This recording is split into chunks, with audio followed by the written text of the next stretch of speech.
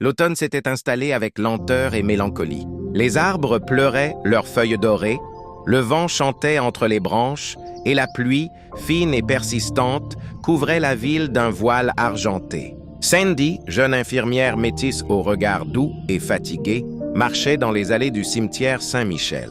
Chaque pas qu'elle faisait semblait l'éloigner un peu plus du monde des vivants pour la rapprocher du souvenir de sa mère. Sa mère, Élise Jean-Baptiste, une femme haïtienne au rire d'or et aux mains guérisseuses, était morte un soir d'Halloween il y a 20 ans jour pour jour. Depuis, Sandy ne manquait jamais ce rituel, venir déposer des fleurs, nettoyer la tombe et murmurer à voix basse des confidences que seule la mort savait garder. Cette année, pourtant, l'air semblait plus lourd, comme si le vent lui-même retenait son souffle. Elle venait de finir d'essuyer la pierre tombale quand une voix grave, profonde, presque musicale, s'éleva derrière elle. « Bonsoir, Sandy !» Elle sursauta, fit volte-face, un homme se tenait là.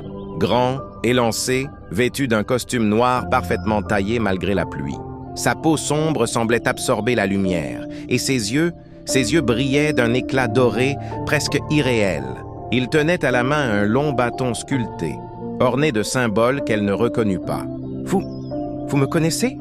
demanda-t-elle d'une voix tremblante. « Disons que je connais ton histoire, » répondit-il avec un léger sourire. « Ta mère était une bonne femme, dévouée, point courageuse. Pendant des années, elle m'a servi avec fidélité. » Sandy fronça les sourcils, le cœur battant plus fort. « Servi, ma mère? Mais qui êtes-vous?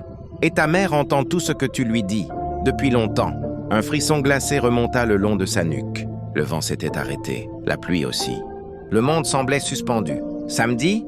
Comme le baron Samedi ?» murmura-t-elle incrédule. L'homme esquissa un sourire lent, presque tendre, mais ses yeux brillaient d'un éclat inquiétant. « Les noms changent, ma chère, les visages aussi. Mais les esprits, eux, ne meurent jamais. » Sandy sentit ses jambes faiblir. « C'est impossible.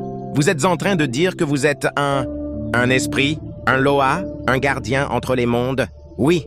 Disons que je veille sur ceux que la mort effleure sans les prendre. Et toi, Sandy, la mort t'a frôlé plus d'une fois sans t'emporter. » Il s'approcha lentement.